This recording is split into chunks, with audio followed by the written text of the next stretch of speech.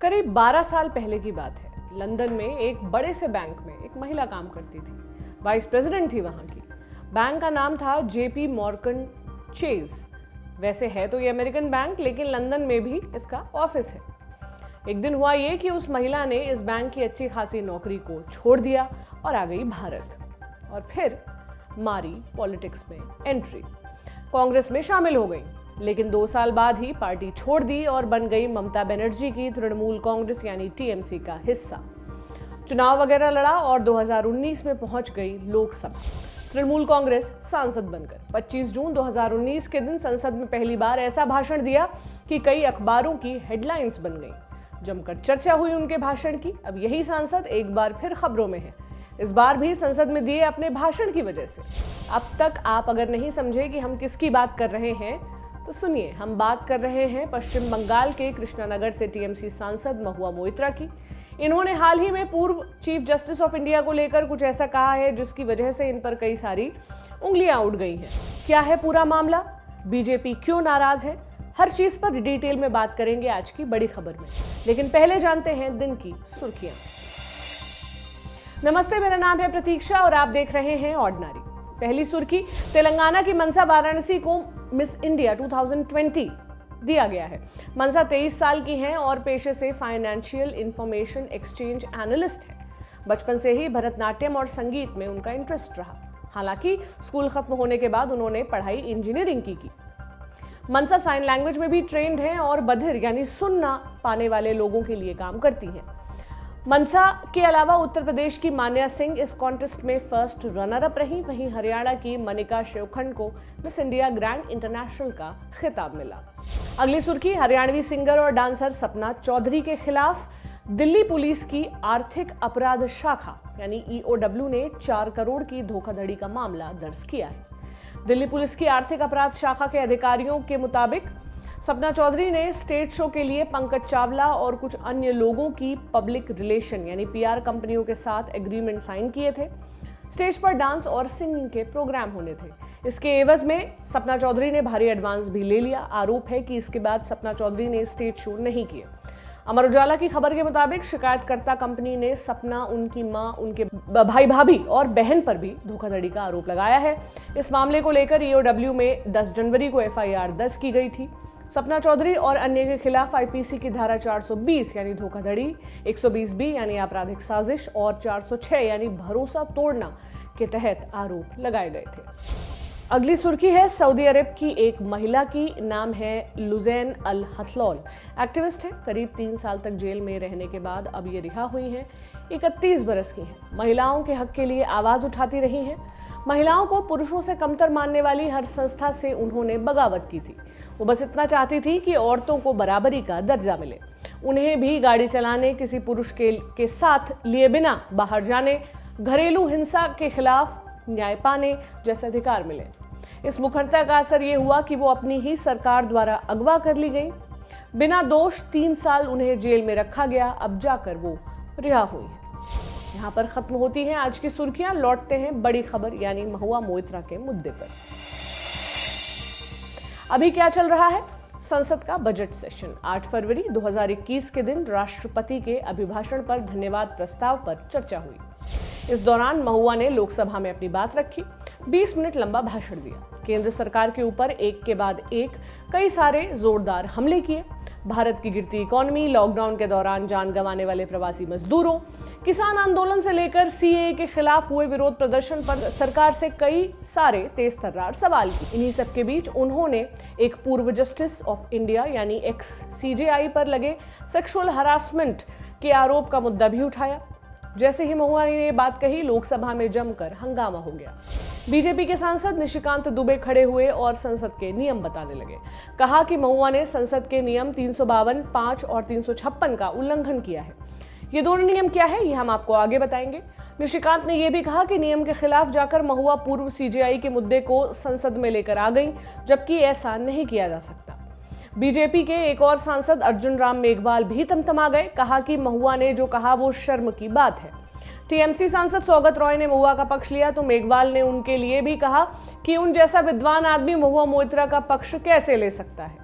विरोध करने वालों ने कहा कि महुआ ने अपने संसदीय विशेषाधिकार का उल्लंघन किया और उनके रिमार्क को संसद की कार्यवाही से हटा दिया जाए। अब आप समझ गए होंगे कि उस दिन लोकसभा में कितना जोरदार हंगामा हुआ होगा। इसके बाद इस रिमार्क को लोकसभा की कार्रवाई से हटा दिया गया। फिर सूत्रों के हवाले से खबर आई कि महुआ मोइत्रा के खिलाफ प्रिविलेज मोशन लाया जा सकता है, लेकिन अगले ही दिन यह खबर आई कि सरकार ने फैसला किया है कि महुआ के खिलाफ कोई प्रिविलेज मोशन यानी विशेषाधिकार हनन प्रस्ताव नहीं लाया जाएगा। इन दो खबरों के बाद अब तीसरी एक खबर आई है, ये कि बीजेपी के सांसद पीपी चौधरी महुआ के खिलाफ प्रिविलेज नोटिस लेकर आ चुके हैं और निशिकांत दुबे ने इसका समर्थन भी किया है। द हिंदू की रिपोर्ट के मुताबिक पीपी चौधरी ने 10 फरवरी को संसद में ये नोटिस जारी किया। निशिकांत ने महुआ की लोकसभा सदस्यता रद्द करने की मांग भी की। 10 फरवरी को लोकसभा की कार्यवाही की अध्यक्षता कर रहे थे सांसद एनके प्रेमाचंद्रन।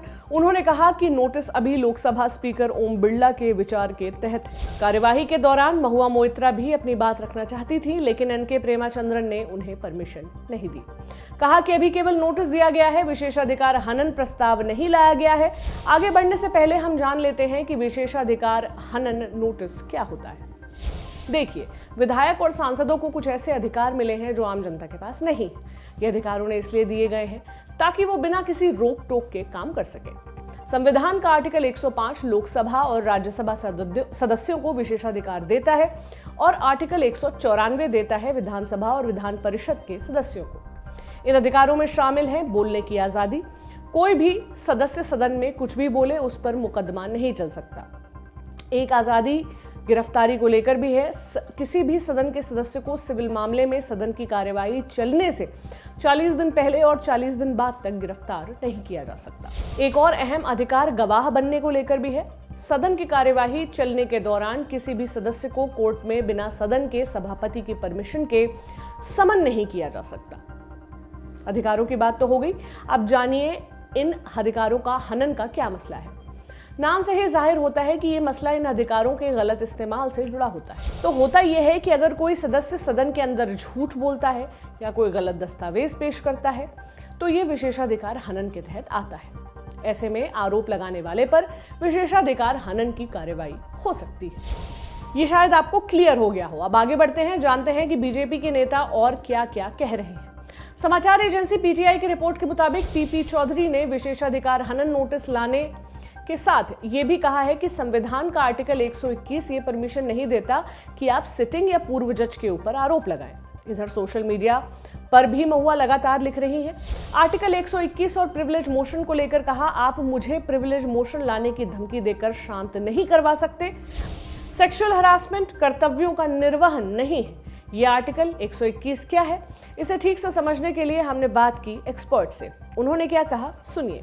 ये कहता है कि जो हाई कोर्ट और सुप्रीम कोर्ट के जो जजेस के बारे में पार्लियामेंट के अंदर और उनकी जो कार्यकाल में उनकी जो ड्यूटी ऑफिशियल उनकी जो ड्यूटी है उससे संबंधित कोई भी चीज उस हाउस में उठा नहीं सकते।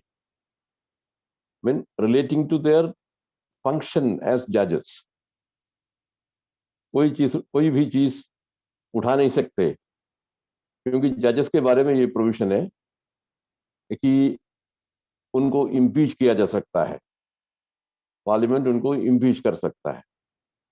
तो अगर इम्पीचमेंट मोशन हाउस में है तब तो उनकी जो फंक्शन उनके तौर तरीके सब उसमें डिस्कशन में आते हैं। लेकिन अन्यथा एक जज के बारे में, उनके कॉन्डक्ट के बारे में आप हाउस में कोई भी बात उठा नहीं सकते, ये है उसमें। तो अभी की जो लोकसभा में जो एक लेडी मेंबर ने जो बात उठाई है, जो फॉर्मर चीफ जस्टिस के बारे में उन्होंने जो बात कही है, और उसी कॉन्टेक्स्ट में आपने ये क्वेश्चन पूछा है मेरे, तो उनके खिलाफ प्रिविलेज मोशन भी मूव किया गया है। और वो तो चीफ जस्टिस नहीं है।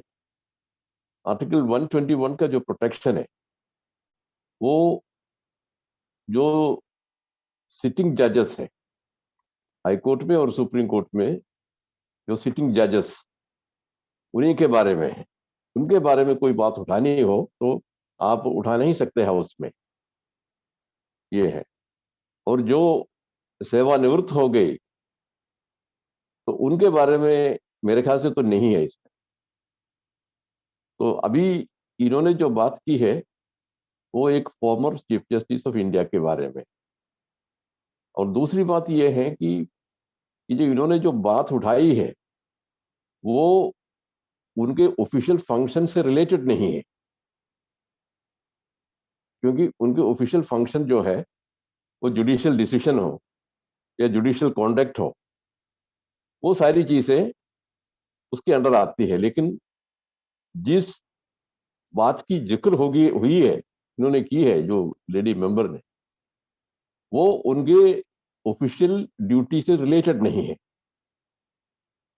वो कुछ और चीज है। कोई सेक्सुअल जो मिसकॉन्डक्ट है वो उनकी ड्यूटी के साथ उसका कोई कॉन्टेक्ट नहीं है, कोई ताल्लुक नहीं। मामला बहुत बड़ा है। बीजेपी के कुछ सांसद रूल बुक के नियम 352(5) का हवाला देते हुए ये कह रहे हैं कि संसद में हाई अथॉरिटी के बारे में बात नहीं की जा सकती। अब सवाल ये आता है कि पूर्व सीजेआई इस सेक्शन के तहत हाई अथॉरिटी में आते हैं या नहीं, क्योंकि वो तो रिटायर हो चुके हैं। दूसरा नियम 356 क्या है, ये भी जानना जरूरी है।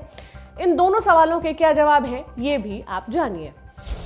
352 में लिखा गया कि मेंबर को किस तरह से बोलना चाहिए, क्या किस तरह से बिहेव करना चाहिए, ये सारी चीजें डूज एंड डोंट्स है उसमें 352 में। और 352(5) में जो है कहते हैं कि the persons in high authority, उनके कॉन्टेक्ट जब डिस्कस करेंगे वो तो उस पर एक सब्सटैंटिव मोशन के बिना आप उसको डिस्कस नहीं कर सकते। वो तो जजेस के बारे में मैंने कहा, जजेस हो या गवर्नर हो, इनके कॉन्टेक्ट के बारे में कोई डिस्कशन करते हैं, उस वक्त आपको एक बाकायदा सब्सटैंटिव मोशन लाना पड़ेगा, उसके बिना आप उनकी कॉन्टेक्ट के बारे में चर्चा नहीं कर सकते। ये तो मैंने ऑलरेडी स्पष्ट किया है। वो पर्सन्स इन हाई अथॉरिटी मतलब उस वक्त वो हाई अथॉरिटी होल्ड करने वाले होंगे, यही है पर्सन्स इन हाई अथॉरिटी। जो रिटायर्ड होते हैं वो तो हाई अथॉरिटी नहीं है ना उनकी। पर्सन्स इन हाई अथॉरिटी मीन अब जो उस पद पर है उस वक्त। रूल 356 के अंदर अब कोई मेंबर हाउस में बोल रहा हो और वो बिल्कुल अलग बातें कर रहा हो, सब्जेक्ट मैटर से कोई रिलेटेड नहीं हो, वो इधर उधर चले जाते हो और बिल्कुल इररिलेवेंट चीजें कहते हैं, तो उस वक्त कोई भी मेंबर स्पीकर को कह सकते हैं, सर इनको रोकिए और इनको अपना स्पीच बंद करने के लिए कह दिए। तो स्पीकर कन्विंस हो जाता है और उस वक्त स्पीकर उनको कहेंगे कि आप बैठ जाइए और आगे आप बोल नहीं सकते, आप बैठ जाइए। अब इस मुद्दे पर स्पीकर क्या फैसला लेते हैं ये हम अभी नहीं बता सकते, समय के साथ ये भी पता चल ही जाएगा। अब वक्त हो चला है हमारे जाने का, यानी हमारे आखिरी सेक्शन चलते चलते का। आज हम आपको रेकमेंड कर रहे हैं एक बड़ी प्यारी सी सीरीज। अब सीरीज शब्द सुनकर डर मत जाइएगा कि देखने में बहुत वक्त लगेगा। गुल्लक अपने नाम की तरह ही एक छोटी और प्यारी सी मिनी सीरीज है। सीजन 2 इसी साल जनवरी में आया है, जबकि सीजन 1 2019 में आया था। इस शो में किस्से हैं, हर एपिसोड में एक किस्सा, और ये किस्से सुना रहा है कौन? घर की गुल्लक। तो नैरेटर यानी गुल्लक आपको ये स्पेसिफिकली बताता है कि ये किस्से हैं, कहानियां नहीं। खैर, ये हम आपको देखने को क्यों कह रहे हैं? क्योंकि इसमें वो सब है जो हम आज मिस करते हैं, जो हमारी सबसे अच्छी यादों में शुमार है। ये कहानी है मिश्रा परिवार की। पापा की सरकारी नौकरी के मुट्ठी भर पैसे, माँ की बचत और बच्चों की अय्याशी की चाहत जो कभी पूरी नहीं होती है। यानी हर मिडिल क्लास घर का डीएनए, चाहे बेटे का रिजल्ट हो, माँ की किटी पार्टी हो या परिवार की कोई शादी हो। हर मिडिल क्लास में ऐसे मोमेंट आते हैं जब हम अपनी फैमिली से इरिटेट हो जाते हैं, मगर अगले ही पल महसूस करते हैं कि उनके बिना हम कितने अधूरे हैं। बच्चे कुछ अभावों में भी जी लेते हैं, क्योंकि माँ बाप की तनख्वाह की जगह जो नहीं भर पाती वो उनका प्रेम भर देता है, और माँ बाप वो कितने अभावों में हैं ये देखने वाला तो कोई होता ही नहीं है। ये परिवार हम साथ साथ हैं वाली फैमिली फिल्मी फैमिली नहीं है जिसमें फैमिली बिजनेस कौन संभालेगा, कौन सा बेटा संभालेगा इस पर बहस हो, बल्कि बहस इस पर होती है कि दुकान से राशन लेने कौन जाएगा। तो आप देख डालिए इसे और बताइए हमें कि ये शो आपको कैसा लगा है। ये भी बताइए कि हमारा शो आपको कैसा लगा। मुझे खत भी लिखें, पता स्क्रीन पर है, मैं जवाब जरूर दूंगी। आप देखते रहें ऑर्डिनरी। शुक्रिया।